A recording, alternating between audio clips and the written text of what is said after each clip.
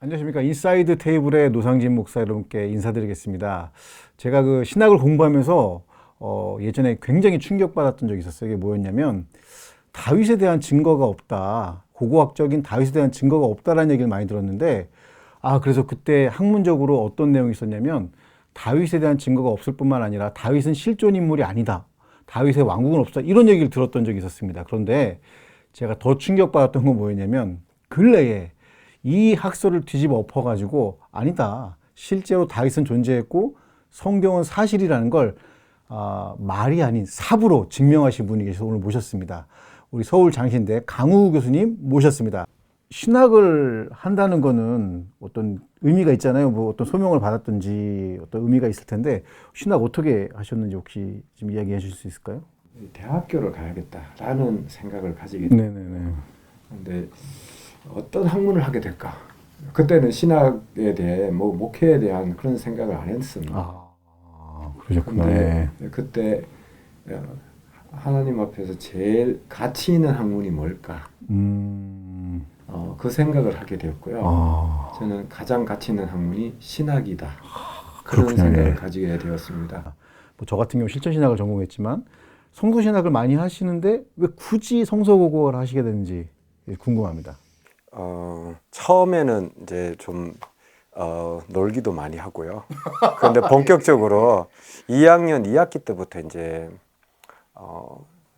신학에 대해서 이제 공부를 하기 시작했는데 그때 저에게 던져주신 질문이 하나가 있었습니다. 뭐냐면 유럽에 있는 교회가 어떻게 저렇게 되었는가? 그때 90년대 초반이었는데요. 그렇게 신학의 선두주자로 나섰던 그런 나라들에서 교회는 무너지고 팔려지고 남아있는 이들은 이제 연세 드신 분들만 소수가 모여서 그렇게 예배드리는 그런 모습을 보고 어떻게 해서 저렇게 되었는가라고 하는 질문을 이제 던져주셨고 그리고 그런 물결이 우리 한국 교회에도 오지 않을까라고 하는 이제 질문을 던지게 되었고 그러면서 이제 공부를 하였는데 그때 이제 성서 고고학이라는 것에 눈을 뜨게 해주셔서 그리고 징검다리를 놓아주신 이제 저희 스승님께서 계시는데요. 그러면서 성서 고고학을 관심을 가져서 공부를 해보니까 이 공부는 누군가는 반드시 공부해야 된다라는 생각을 자연스럽게 가지게 되었고요. 그래서 그때부터 도서관에 있는 책들 다 찾고 그래서 다 읽고 뭐 그렇게 해서 관심을 가지기 시작했습니다. 그래서 발을 들여놓게 되었죠. 아니, 성서고고학이라는 게 사실은 좀 약간 생소할 수도 있고 그다음에 뭐 일반 성도님들은 사실 잘 모르시거든요. 그게 있는지도 모르실 거예요 아마. 성서고고학 어떤 학문입니까? 사실 성서하고 고고학을 합친 거잖아요. 대단하네요. 네, 그렇죠. 그런데 고고학은 옛 것을 고찰하는 학문이다라고 하는데 사실 물질 문화, 사람이 남겨놓은 물질 문화를 가지고 유적과 유물이 나눠지는데 그것을 성경과 연관이 있는 그러한 과거의 물질 문화를 가지고 학문을 하는 그것이 이제 성서고고학이다. 그렇게 얘기할 수 있겠습니다. 그러니까 성경에 있는 배경이 되는 곳, 성경과 관련된 지명의 유적과 유물, 그것을 가지고 이제 성경을 이제 이해하는 그런 학문이다 생각하시면 됩니다. 성서고고학 하시면서 이렇게 발굴도 많이 하셨을 것 같은데 혹시 발굴하면서 기억에 남았던 일들 좀 있으신가요? 첫 번째 발굴이 텔레 호브 발굴이었는데요. 그곳에서 신상, 옛 사람들이 종교 제의 위해서 사용했던 그 신상이 발견된 게 있었고요. 그리고 이후에 이제 전공을 예루살렘에서 하면서 발굴을 하게 됐는데 그때 우리 발굴팀에서 비문 그런 비문들이 발견되고 그런 순간은 잊지 못할 그런 순간이죠. 비문이라고 하면 이렇게 비석 같은 건가요? 아니면 비문은 사실 이제 엄격적으로 말하면 명문이라고 할 수 있는데 옛 글자가 쓰여진 것. 그러니까 한 몇 군데 재료에 따라서 나눌 수가 있는데요. 어떨 때는 돌에다가 새긴 게 있고요. 어떤 곳에서는 토기 위에다가 깨진 토기 위에다가 잉크로 쓰여진 것도 있고요. 벽면에다가 석회를 발라서 석회 위에도 글씨가 있고요. 토기 위에 또 새겨진 것도 있고 등등 그런 것들을 전부 다 합쳐서 이제 명문이라고 하는데 옛 글자는 이제 성경도 기록된 학문이어서 매우 관심이 있는 그러한 학문의 한 분야, 고고학의 한 분야이고요. 그리고 그 어떻게 한국에서 물론 할 수가 없었겠지만 그래도 이스라엘까지 가셔서 공부를 하셨잖아요. 뭐그 과정 좀 설명, 저도 이제 궁금하거든요. 이스라엘 어떻게 가는지도 궁금하고. 예. 그 2학년 2학기 학부 2학년 2학기부터 이제 고고학에 관심이 있어서 도서관에 찾아보니까 그때 고고학 성서 고고학 관련돼서 한 10권이 있더라고요. 다 읽고 그 다음에는 읽을 게 없어서 이제 영어로 된 거를 읽어야겠다 해서 영어 공부하면서 읽게 됐는데 1997년도 그러니까 신대원 1학년 때인데 그때 텔레호브라는 지역이 있습니다. 베시안에서 남쪽으로 5km 떨어진 지점인데 그곳에 발굴을 한다는 공고가 난 거예요. 그래서 3년 동안 넘게 공부를 해오고 이제 고고학에 관심을 계속 가지고 있었는데 발굴을 한다고 하니까 나도 참여해야겠다. 그래서 6주 발굴을 하게 되었습니다. 그러면서 이제 실질적으로 현장을 발굴하게 되었는데 그때 이제 전공하신 분들을 만나게 되었고요. 조언을 구하게 되고 그랬을 때 이제 성서 고고학에 공부할 수 있는 장소가 크게 두 군데가 있었습니다. 하나는 이제 이스라엘 지역이 있었고요. 또 다른 하나는 이제 미국에서 공부할 수 있는 지역이 있었는데 하나님께 자연스럽게 이스라엘로 인도하셔서 그래서 이스라엘에서 공부를 하기 시작했고요. 성경의 본 무대잖아요. 그래서 그곳에서 공부를 이제 하게 되었죠. 아니, 그 이스라엘도 학교가 많잖아요. 몇 개 있을 텐데 굳이 히브리 대학을 가셨어요?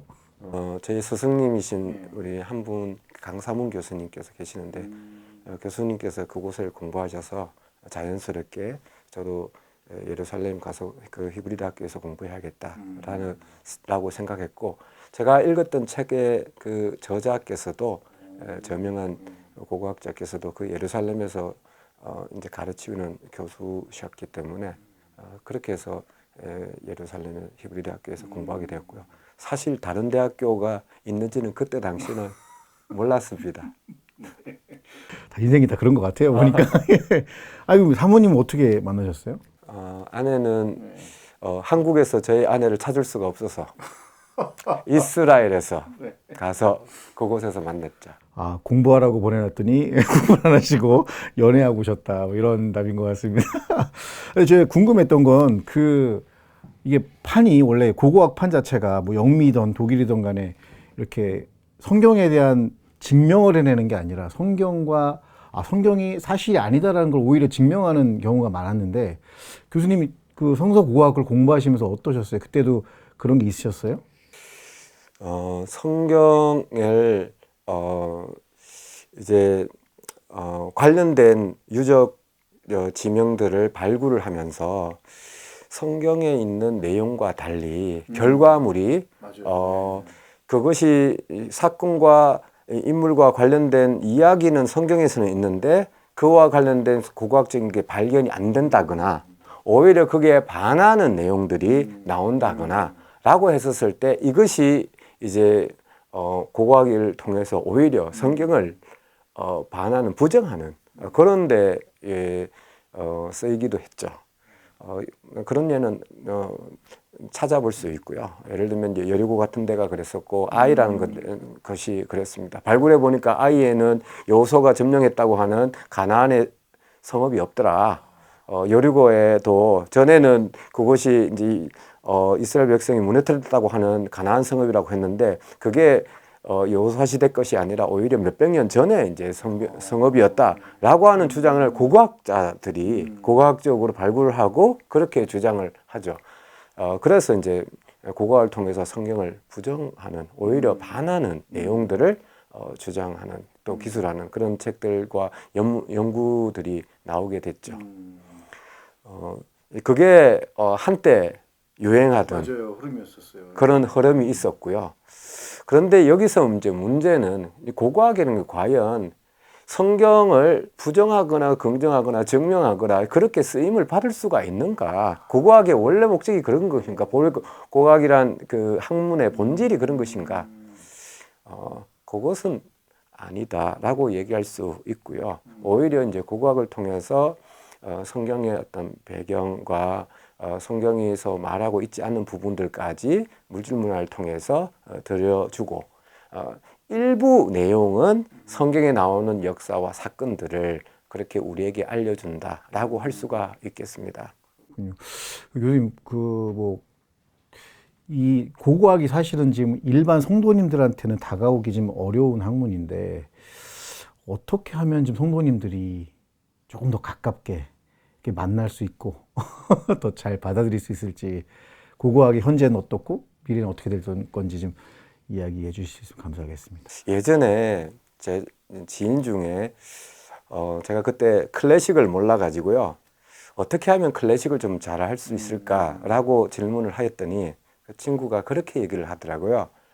일단은 알고 있는 거, 굉장히 잘 알려진 것부터 시작을 해라 라고 조언을 하더라고요. 그래서 그때부터 이제 좀 알려진 것들을 유명한 것들을 시작해서 그렇게 클래식을 듣게 되어서 이제 공부하게 됐는데 고고학도 마찬가지인 것 같습니다.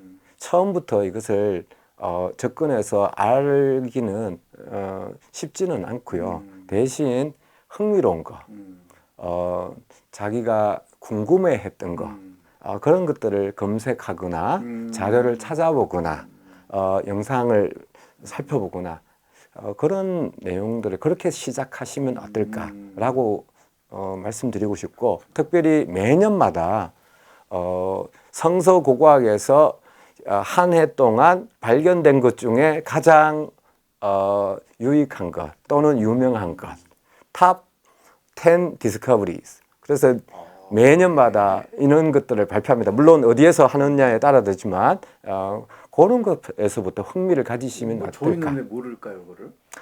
보통 그것을 발표하는 게 영어권에서 성서 고고학을 지금까지 이렇게 해왔던 그런 역사가 있는 곳에서 이제 그런 것을 내용을 알고 파악을 하니까요. 그러니까 그곳에서 하고 있는 발굴 내용들을 파악하고 있는 그러한 기관들에서 이것을 이제 발표하기 때문에 이제 전공자들은 알고 있지만 일반인들은 알기 어려운데, 근데 요즘 AI가 발전해서 조금만 찾아보면은 영어로 나오는 것도 금방 한글로 번역되지 않습니까? 예, 그런 것들을 찾아보시면서 거기에서 이제 시작하시면 어떨까 생각이 들고요. 단편적으로 뭐 아까 서두에서도 말씀하셨지만 다윗이라는 인물이 과연 발견됐냐, 고고학적으로 발견됐냐, 이런 것들을 질문하셔서 거기에서 이제 시작하시면 어떨까, 궁금증으로. 그렇죠. 그렇군요.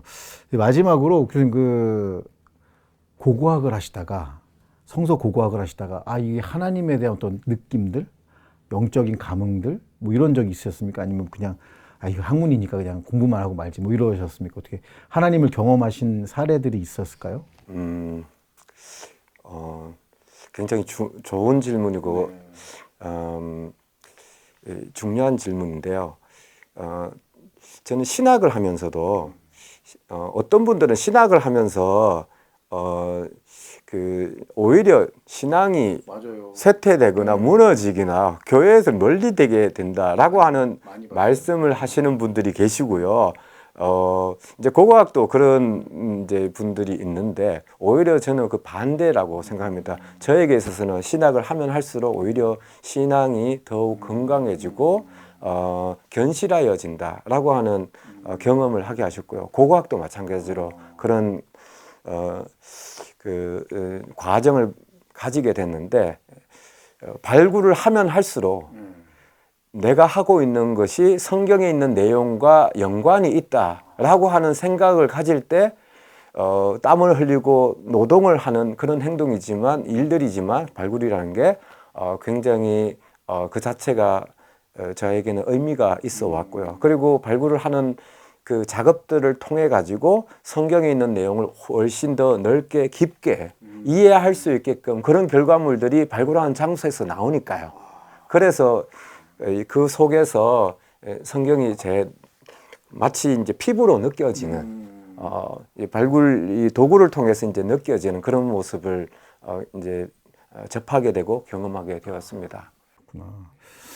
네, 하여튼 오늘 귀한 말씀 주셨는데, 오늘은 교수님의 그 신학을 했던 배경이라든지 고고학에 대한 얘기 잠깐 들어봤고, 그리고 다음 사숙토는 그 다윗에 대한 이야기를 조금 더 진지하게 좀 나눠보도록 하겠습니다. 네, 감사합니다. 네.